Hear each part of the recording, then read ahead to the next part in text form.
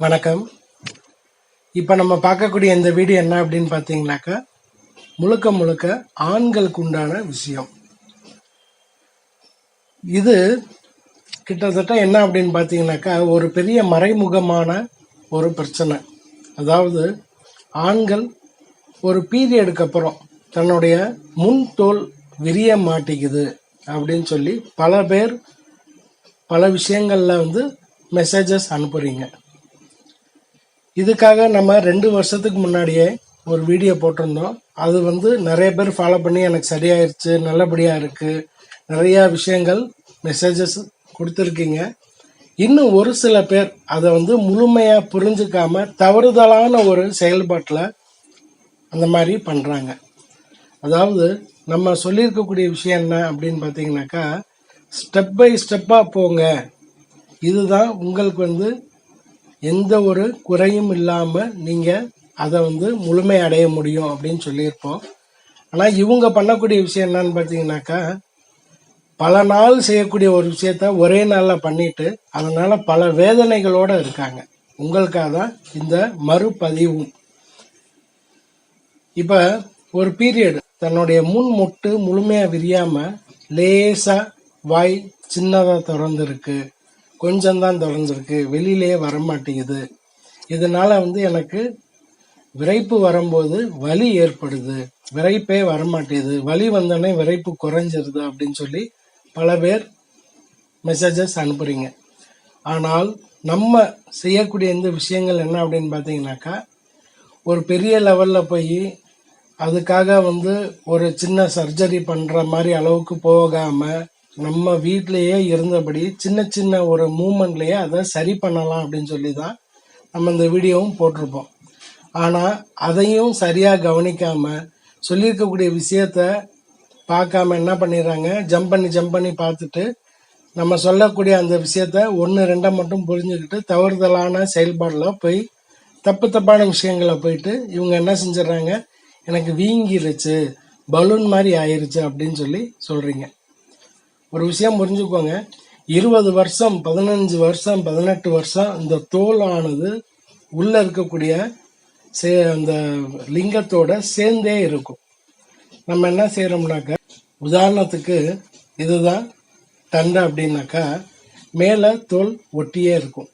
ஒரு சில பேருக்கு முழுமையா விரிஞ்சு பாதி வெளியில வந்துடும், ஒரு சில பேருக்கு லேசா இருக்கும், ஒரு சில பேருக்கு நல்லபடியா வந்துருச்சுன்னா அவங்களுக்கு பிரச்சனை இல்லை. அந்த லேசா அந்த யூரின் பாஸ் பண்ற அளவுக்கு தான் இருக்கு, ஏதோ லேசா ஓப்பன் ஆகுது அப்படின்றவங்க என்ன செய்றீங்க, அதை சரி பண்ணணும்னு நினைக்கிறீங்க. அது சரி பண்றது ரொம்ப நல்லது. இன்னும் ஒரு சில பேர் என்ன கேட்குறீங்க அப்படின்னா, அந்த தோல் தான் நீக்கிறது நல்லதுன்னு சொல்லி நான் பல விஷயத்துல நான் கேள்விப்பட்டிருக்கேனே, அதை நீக்கிட்டா நல்லது தானே அப்படின்னு சொல்லி பாக்குறீங்க. இதுல புரிஞ்சுக்க வேண்டிய விஷயம் நிறைய இருக்கு. அந்த தோலை நீக்கின பிறகு அது லேசா கைப்பட்டாலும் உடம்பு பூரா என்ன ஆகும்னாக்கா, ஒரு உணர்ச்சியை கொடுக்கக்கூடிய ரொம்ப மென்மையான தோல், ரொம்ப சென்சிட்டிவான ஒரு ஸ்கின்னு. அது அதனுடைய நம்மளுடைய உடலை உணர்ச்சி அதிகப்படுத்துறதுக்கு உண்டான அளவுக்கு இருக்கக்கூடிய ஒரு தோல். அதை முழுமையா எடுத்து போடும்போது என்ன ஆகுன்னு பார்த்தீங்கன்னா, அங்க மறுத்து போயிடும். அந்த மறுத்து போன போது உங்களுக்கு உணர்ச்சின்றது குறையும். அதனாலதான் ஆண்டவன் படைக்கும் போது எங்கெங்க என்ன இருக்கணுமோ அந்தந்த விஷயத்த படைக்கிறான். நம்ம என்ன செய்யறோம், அது சுத்தப்படுத்துறதுக்கு கஷ்டப்பட்டு அது தெரியாம அதெல்லாம் நிறைய குறைபாடுகள் ஏற்படுதுன்னு சொல்லி அந்த தோலை நம்ம என்ன செஞ்சிடறோம், கழட்டி எடுத்து போடுறோம். அது பண்ணாம அந்த தோலை என்ன செய்யலாம், சாதாரண நிலையில மூண நிலையில இருக்கணும். எந்த நேரத்துல அது திறக்கணுமோ அது திறக்கும் போதுதான் உணர்ச்சிகள் நல்லபடியா இருக்கும். அந்த உணர்ச்சிகள் நல்லபடியா இருக்கும் போதுதான் குறையில்லாத வாழ்க்கை இருக்கலாம். ஏன்னா இதை நிறைய பேர் தவறுதலா புரிஞ்சிருக்காங்க.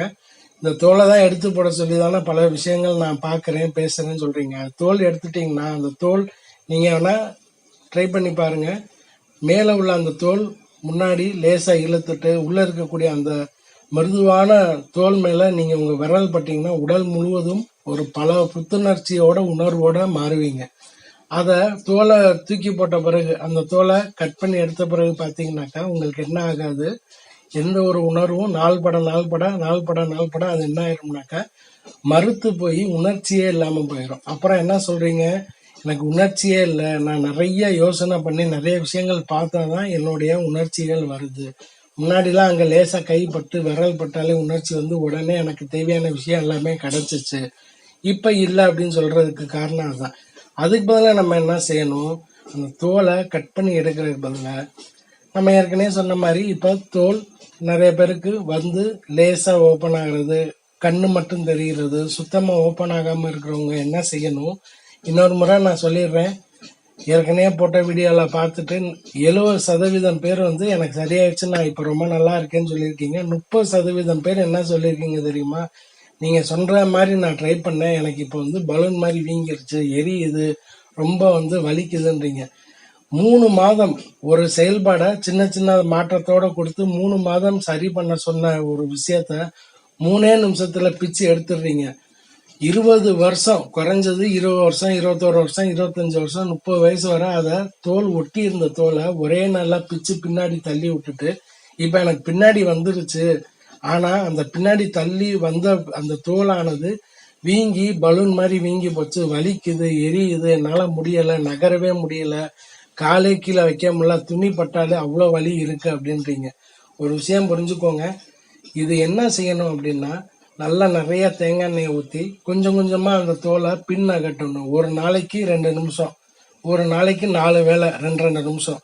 அது 1 மாத காலம் தொடர்ந்து இதே செயல்பாடுகள் பண்ணும்போது இங்க ஒட்டி இருக்க மேல வரக்கூடிய தோல் கொஞ்சம் வெளியில வரும், அப்புறம் கொஞ்சம் வெளியில வரும், அப்புறம் கொஞ்சம் வெளியில வரும்.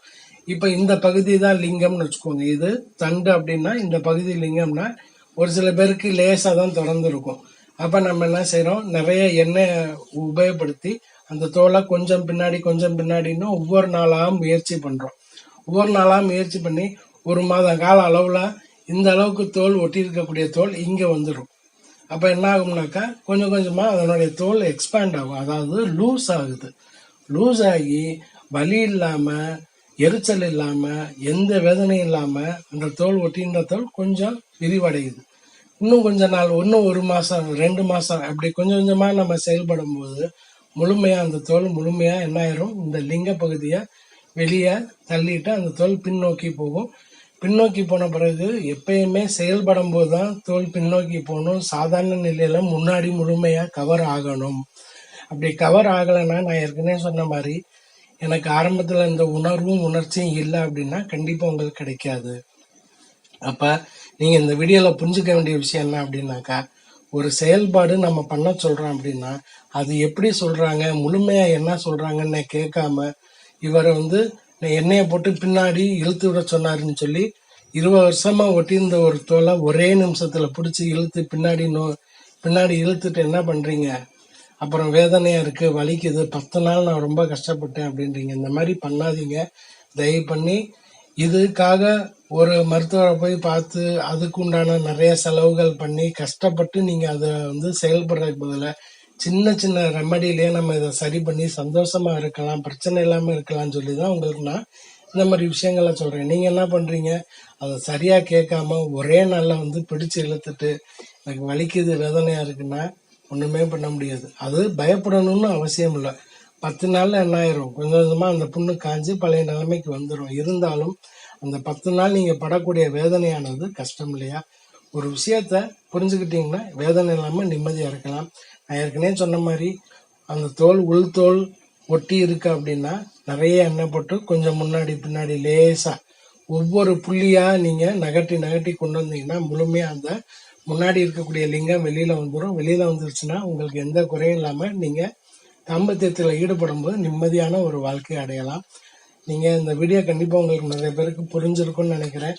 ஏன் இந்த வீடியோ நான் போடணும் அப்படின்னு சொல்லி பாத்தீங்கன்னாக்கா, நிறைய பேர் வந்து தவறுதலா புரிஞ்சுக்கிட்டு ஒரே நாள்ல இழுத்து பின்னாடி இழுத்துட்டு பல விஷயங்கள் கஷ்டப்பட்டு, ஐயா நீங்க சொன்ன மாதிரி பண்ணேன், ஆனா வந்துருச்சு, ஆனா எனக்கு இப்ப வந்து வலிக்குது, எரியுது, தாங்க முடியல, என்னால நடக்கவே முடியல அப்படின்னு சொல்லி சொல்றீங்க. இந்த மாதிரி 1 மாசம் செய்யக்கூடிய வேலையை ஒரே நாள்ல செஞ்சுட்டா அதனுடைய வலி இருக்கதான் செய்யும். சொன்ன மாதிரி திரும்ப திரும்ப 1க்கு 2 முறை பார்த்துட்டு அதுக்கப்புறம் நீங்க இதனுடைய செயல்பாடு பண்ணுங்க. நல்ல மாற்றத்தை கிடைக்கும். நீங்க எந்த ஒரு செலவும் இல்லாம நிம்மதியான ஒரு அருமையான வாழ்க்கையை வாழலாம். முயற்சி பண்ணி பாருங்க. வணக்கம்.